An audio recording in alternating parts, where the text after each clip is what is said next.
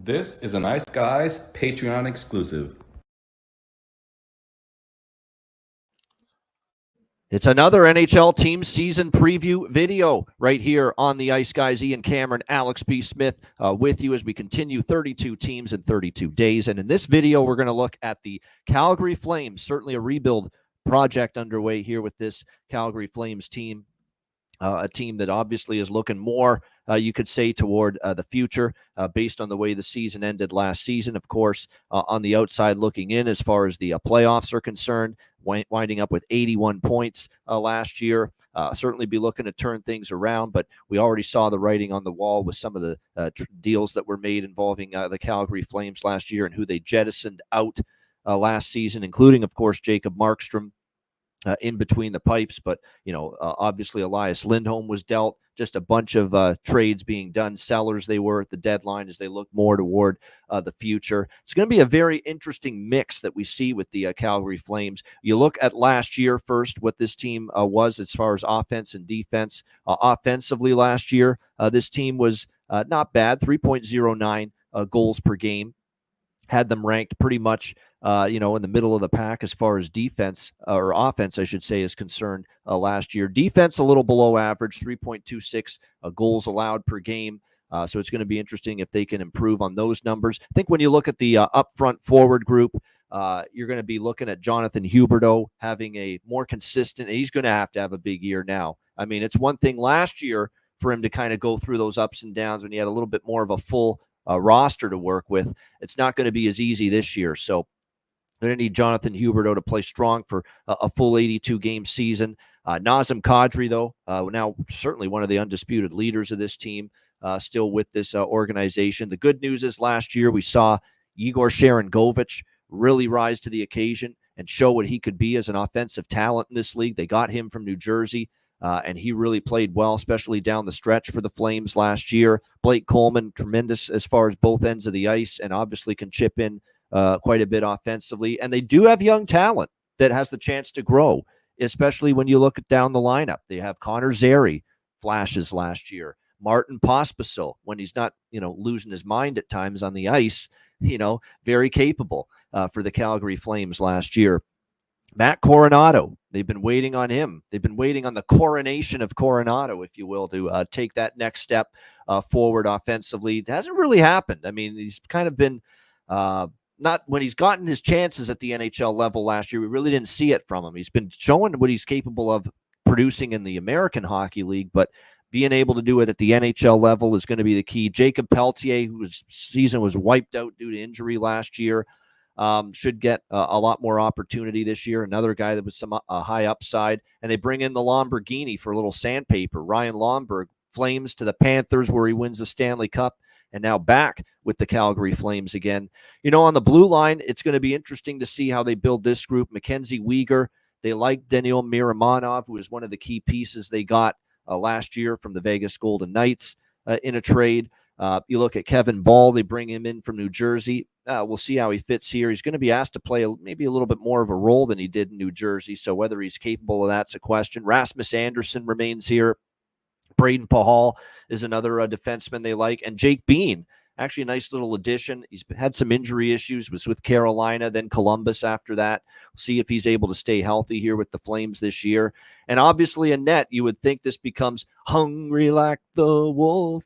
The time for Dustin Wolf to take over as the number one guy, the goalie of the future for the Calgary Flames. Kind of an up and down year last year, but again, he was kind of in one of these deals where he wasn't getting a start every other night. He's rotating with Darth Vladar at times, rotating with Jacob Markstrom last year at times. And of course, now with Markstrom dealt to New Jersey, this opens up the ton of opportunity to see what Dustin Wolf is made of here for the Calgary Flames this year.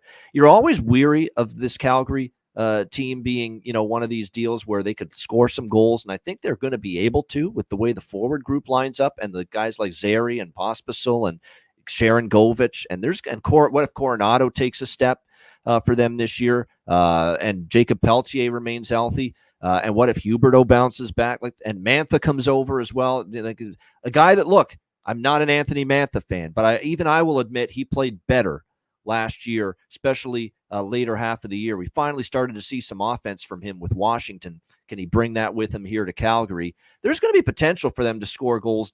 We'll see with the blue line. To me, it's still very young. It's developing. They're going to have their growing pains. They're going to have their rough nights. But can Wolf bail them out in net, or Vladar for that matter is the question. I think from a totals perspective, you'll see some overs. Don't forget with Ryan Huska last year as the head coach, they kind of played a little more of an up and down track meet style. That stringent defensive, Daryl Sutter style went out, and Ryan Huska letting the offense be a little more creative, letting the defense rove a little bit more. That was a part of the Calgary's mindset and philosophy last year. So you probably see that carry over. So not really a strong bet on or bet against opinion for me from a side perspective with Calgary this year, but more so with their totals. I think we'll see some 5-4, 6-5 hockey this year with the Calgary Flames. Even if Wolf plays well, blue line in front of him is definitely a work in progress. Alex, what do you think here for the Calgary Flames? I think everything's correlated with Calgary in the sense that if you do like this, overs, and you like to see games in 5, 6-5, 5-4, as you mentioned, that's going to be them losing more often than winning. I think this team will have to kind of try to play some semblance of shutdown hockey because of the fact that they just don't really quite have the upper tier, level of competitiveness and the type of talent to match with an Edmonton, to match with an LA, to match with those teams in the division, and even then in the conference, as we see things, shining brighter in the Central than in the last couple of years. Calgary's kind of gone in reverse, where this was a team that we thought, if they could find their way into a wild card spot, they could make some noise. They had a goalie in Jacob Markstrom who we know could get hot at times. Now they just seem like that team, like I said, completely rebuilding. They have some pieces for the future, but it's nothing to write home about at the moment. Dustin Wolf is the brightest star, I think, as far as the future piece goes. We finally get to see him get a full year in Calgary, and it should be the starter for opening night. Just to rhyme off his numbers again in the AHL over the last 4 years, because this is combined regular season and playoffs, 113, 44, and 9. And he had a 2.29 goals against average throughout his 4 regular seasons between Stockton and Calgary when the team moved up 2 years ago. So he's done all he can in the AHL. He needs the time now, and he needs the time now to be the number one starter. If Calgary is going to do anything in the next 4 or 5 years, he's going to be the guy leading the way.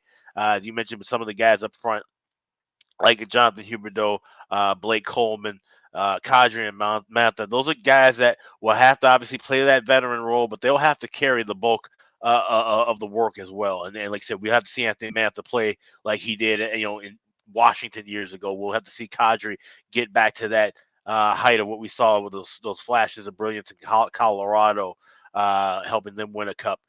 It's going to have to be all hands on deck most nights for Calgary to get wins, especially against top tier teams. So this will be a team that I'll mostly be fading.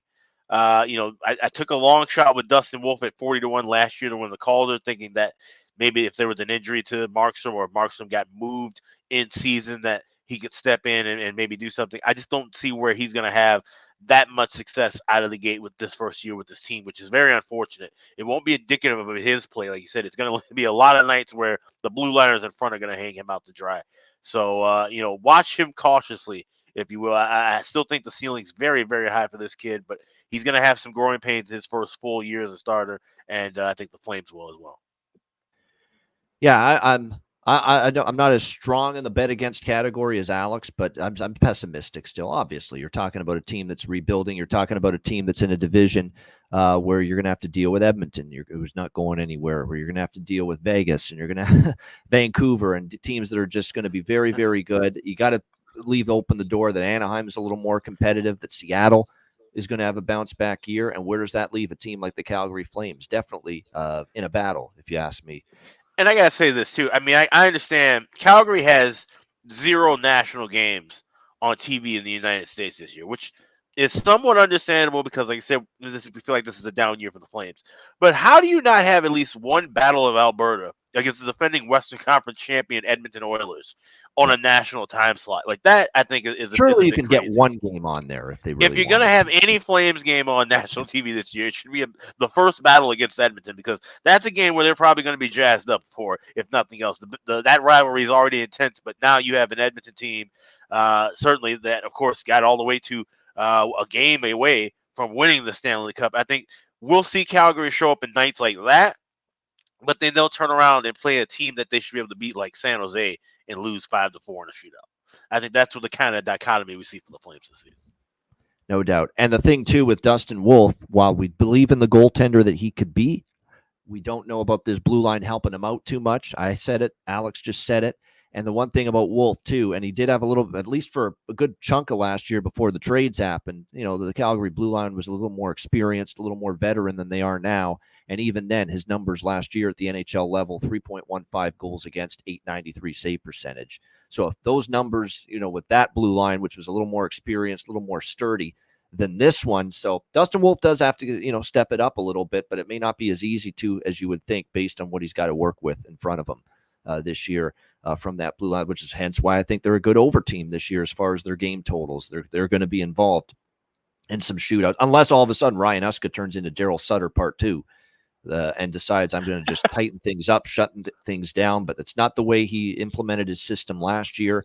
And at least at the very beginning of this year, I have doubts he's changing it. And it would be interesting, too, to see how, with the goaltending, if they're going to go with a 1A, 1B system and give Vladar more starts, because Dan Vladar has been very interesting in Calgary. Yep. We saw him at one point have a fantastic camp a couple of years ago. We're thinking, hey, he might be able to push Markstrom, or actually might get the tires rolling on kind of. That was, I think that's when we first kind of started talking about Markstrom being moved out of Calgary potentially because he was having some struggles at that same time. Things kind of balanced out for the two of those goaltenders, and then last year dealt with some injuries, but he didn't look as sharp as he did in Calgary, even in the days in Boston that got him to Calgary at this point. So it's a make or break season for Dan Vladar as well. Can he still be around with this team and be even a formidable number 2 option if they start giving Wolf the bulk of the starts? So that's something to look at from a betting standpoint. Is he going to be one of these guys who sits around for 2.5 weeks before getting a game, and then we might start to look to fade him if he's rusty? So those are the two things. Goaltending is my biggest question mark with Calgary. Not so much in what they have, but how they're going to manage what they're doing. Exactly. How are they going to manage the 2 goalies? How many starts do they give Wolf? And how well do those goalies adapt to a much greener, inexperienced, less depth-laden blue line playing with that compared to last year? I knew there was someone up front I was forgetting. I'm talking about because they do have a decent amount of talent up front. They do, especially if they hit on Zary and Pospisil. And I miss Kuzmenko is the guy I forgot to bring up. But this guy is all offense, no defense. He was really not good as far as back checking and being diligent away from the puck. He's kind of looking like one of those guys where if he's not scoring for you, he's not doing much of anything else for you. So he's got to put the puck in the net for Calgary. Yeah, that's the thing. It's a lot of question marks up front. We know these guys have talent. There's a bunch of guys on this team that can score you 30 or 40 goals, but Can they all put it together at once? There's only one puck on the ice. Yep. That's the thing that kind of remains to be seen. Like I said, if you aren't chipping in offensively, can you do something on the back end? Can you play well in the neutral zone? Then you got guys like Kuzmenko who are a little bit softer on that back end. So that's where things kind of really come to question for the Flames. No doubt. Interesting team to watch, though, as the Calgary Flames look long-term into the future with the rebuild in motion there in the Red Mile District in Calgary. For Alex B. Smith, I'm Ian Cameron. This has been another NHL team season preview, talking the Calgary Flames, and we'll talk to you again next time.